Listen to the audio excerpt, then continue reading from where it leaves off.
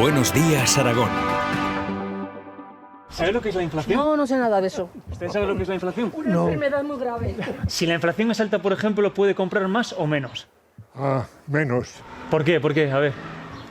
Porque no tengo mucho dinero. Subidón de precios que tenemos ahora, todo sube, los impuestos. En función de la economía, o sea, si la inflación sube es que la economía está en constante crecimiento. Por ejemplo, si la inflación es alta, ¿puede comprar más o menos? O comprar menos, tu valor adquisitivo baja. Bueno, pues la inflación es un concepto financiero al que parece nos hemos acostumbrado y que manejamos en nuestro día a día. Sin embargo, según la encuesta de competencias financieras elaborada por el Banco de España, tan solo un 19% de los españoles son capaces de responder a preguntas sobre economía básica relacionadas con hipotecas o productos de inversión. Materias que nos enseñan en los colegios y a las que luego tenemos que enfrentarnos en la vida adulta. Por eso hemos invitado hoy a Juan Royo, economista. Muy buenos días, Juan. Hola, Blanca, buenos días. Para analizar precisamente qué presencia tienen estos conceptos financieros en la enseñanza reglada. Pues desafortunadamente no toda la que deberían. Es verdad que hay asignaturas que la gente tiene que elegir de propio, pero sí que es verdad que echamos de menos también los economistas pues esa transversalidad, ¿verdad? De este tipo de conceptos, pues inflación, tipo de interés, depósitos a plazo fijo, tarjetas de crédito en los colegios, de tal manera que todo el mundo ya pues se habituará a manejar este tipo de conceptos económico-financieros que van a ser imprescindibles en nuestra vida, sea cual sea tu profesión futura. Porque esa falta de conocimientos nos convierte en ciudadanos más vulnerables. Totalmente. El político de turno, el estafador de turno te puede manipular y puedes tomar decisiones muy erróneas y que pueden ser muy perjudiciales a lo largo de tu vida. Vamos a ir parte por parte. La inflación, por ejemplo, ese concepto que ya parece que vamos conociendo, pero en la práctica, en el día a día, ¿dónde nos lo vamos a encontrar? ¿A qué decisiones diarias va a afectar esa inflación? Bueno, la inflación tiene un efecto positivo que nos hace sentirnos más eufóricos porque parece que tenemos más dinero, porque todo en muchos casos va correlacionado con la inflación, pero ojo, también por ejemplo los impuestos, también a lo mejor en función de cuál sea la inflación, pues también nos puede subir de tramo impositivo y también tener que pagar más impuestos, cuando en definitiva nuestra rentabilidad neta, nuestros ingresos netos son los mismos, porque los productos que vamos a comprar a la tienda han subido de precio también, con lo cual esa sensación de riqueza es un poco, en fin, ficticia.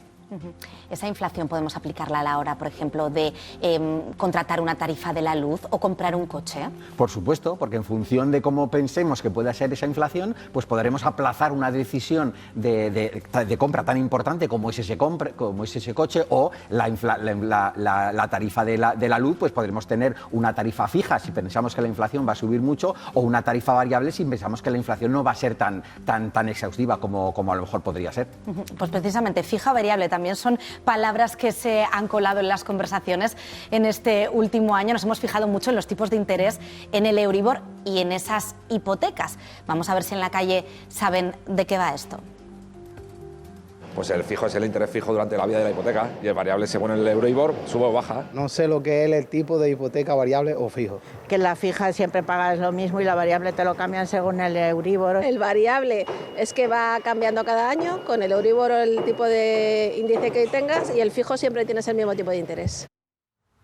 Bueno, pues entender estas dos posibilidades es importante a la hora de firmar una hipoteca. Es importantísimo. Al final, como muy bien los ciudadanos decían, es un concepto de lógica, ¿no? Y en función de esas perspectivas, si va a haber más inflación, en teoría el Euribor tendrá que subir más. Hombre, pues lo ideal como ahorrador, como ciudadano, como hipotecado sería elegir una hipoteca fija. Si por el contrario los tipos de interés van a bajar, pues a lo mejor un tipo de interés variable sería mucho más adecuado. Claro, porque en este contexto podemos pensar que los tipos de interés siempre suben, que el Euribor siempre sube, pero es que también puede estar en cifras negativas y de hecho lo ha estado durante mucho tiempo, ¿no? De hecho, si firmamos fija, podemos encontrarnos luego pagando más de la cuenta. Efectivamente, y de ahí, de estos polvos, estos lodos. Acuerda también de las famosas cláusulas suelo, que también, en definitiva, también topaban, ¿no?, esa posible bajada también del Euribor, o mucha letra pequeña, que también comentaba también Miguel Zandundo antes, ¿no?, de esa letra pequeña, ¿no?, en el sentido que a lo mejor las hipotecas negativas te van a afectar, pero solamente hasta un límite determinado, ¿no? Por eso es verdad que tenemos que tener esa cultura financiera. Me congratulo que los ciudadanos entiendan, ¿no?, la diferencia entre tipo de interés variable y tipo de interés fijo, y así que sean independientes a la hora de tomar sus mejores decisiones, al margen que tengan sus asesores financieros, bancarios de cabecera, y que les puedan ayudar segurísimo. Hoy ha sido noticia esos avales ICO que va a aprobar el Gobierno en el Consejo de Ministros esta mañana. Avalarán el 20% de la compra de una vivienda.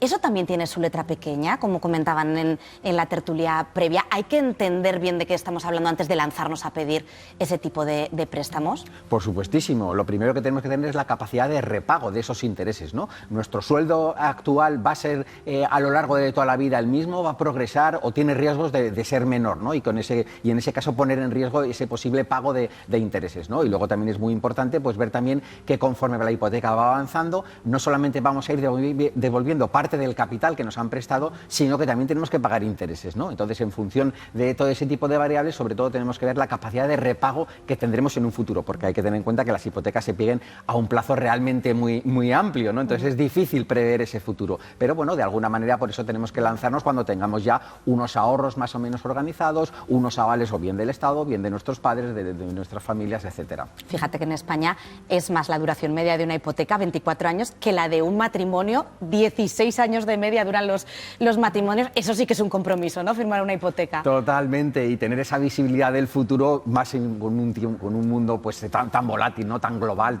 donde hay tantas incertidumbres, pues la verdad es que es complicado. Pero bueno, de ahí está lo que comentábamos al principio, esa educación financiera que los jóvenes, de tal manera que puedan tomar las mejores decisiones en función de sus intereses, porque aquí cada joven es distinto, cada joven tiene sus perspectivas, sus ilusiones y tiene que obrar en consecuencia. Vamos a rizar un poquito más el rizo, Juan. Tipo de interés compuesto, esto también lo preguntaba en su encuesta el Banco de España. ¿A qué nos referimos?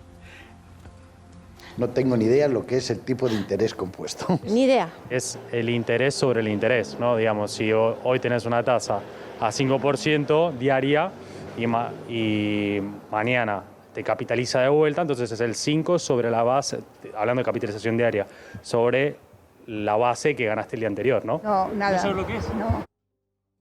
Le pedía yo a Juan que esperase, queríamos escuchar primero lo que nos decían en la calle. Hemos encontrado a un ciudadano muy entendido, pero casi nos ha costado comprender al resto su respuesta, ¿no? Es complejo, es un concepto complejo. Es complejo. El tipo de interés compuesto se aplica tanto a las hipotecas como, por ejemplo, a los plazos fijos, ¿no? Y frente al tipo de interés simple, lo voy a poner muy sencillo. Un depósito a plazo fijo normalmente te va pagando una serie de intereses. Esos intereses normalmente te los deposita en una cuenta corriente y ya el cliente se olvida. El tipo de interés sería compuesto si sobre esos intereses se volvieran a generar nuevos intereses, de tal manera que al final estamos capitalizando ese depósito a plazo fijo. Sucede lo mismo, pero al revés con las hipotecas, con lo cual, de cara a los ahorradores, el tipo de interés compuesto es muchísimo más interesante y de cara a los hipotecados, el tipo de interés compuesto pues, es realmente más perjudicial para sus intereses. Juan, cuando hablamos de productos financieros, ¿lo firmado está? ¿Yo puedo alegar a toro pasado que no lo entendí bien? Hoy en día es muy difícil, porque es verdad que hace unos años había malas prácticas bancarias. Yo me acuerdo, por ejemplo, de la venta masiva de preferentes, ¿no?, a clientes que no encajaban en el perfil para comprarse el producto, pero hoy en día realmente es un mercado, el bancario, muy regulado, en donde es muy difícil el que los clientes adquieran un producto financiero que no esté de acuerdo con su perfil, con sus estimaciones, con la edad que tiene, con sus niveles de ingresos, etcétera, ¿no? Ojo, otra cosa son neobancos que puede haber por ahí, chiringuitos financieros o otro tipo de entidades que bajo la apariencia bancaria o bajo la apariencia, en fin, de seriedad, pues ofrezcan algún tipo de productos o hagan un poco elusión de la ley y no cumplan. Con lo cual, recomiendo a todas las personas que vayan a su banco de confianza y confíen en la entidad y, sobre todo, no oigan cantos de sirena y no caigan en cantos de sirena de otras entidades que a lo mejor pueden no estar ni siquiera reguladas en España. Y hablabas de este mercado bancario en el que el cliente, el ciudadano, cada vez es más autónomo, cada vez tenemos más posibilidad de operar en la banca online, cada vez hay productos financieros nuevos, los bitcoins, por ejemplo, todo el mercado del bitcoin. Hay que tener cuidado con ese tipo de a priori facilidades que, si no tenemos el asesoramiento oportuno, nos puede llevar a meternos en un lío. Efectivamente, porque hay productos financieros también que realmente estás apalancando muchos recursos, con lo cual adquieres una cierta deuda sobre ese tipo de productos. Hay estafas piramidales también, hay que tener muchísimo cuidado y, sobre todo, bueno, pues con el nivel que tenemos de media en España de educación financiera, pues cada vez debemos de tener más pues un economista de cabecera, un asesor bancario de cabecera en el cual confiemos y en el cual, bueno, pues depositemos ese asesoramiento especializado cuando lo requiramos. Y si no, insisto, la lógica siempre es lo que impera. Duros a 4 pesetas es muy difícil conseguir, por no decir imposible. Pues Juan Royo, economista, muchísimas gracias por haber estado hoy con nosotros y habernos ayudado a ser un poquito menos analfabetos financieros. Gracias a ti, Blanca. Bueno, y ahora vamos a repasar la previsión del tiempo que nos la trae Eduardo.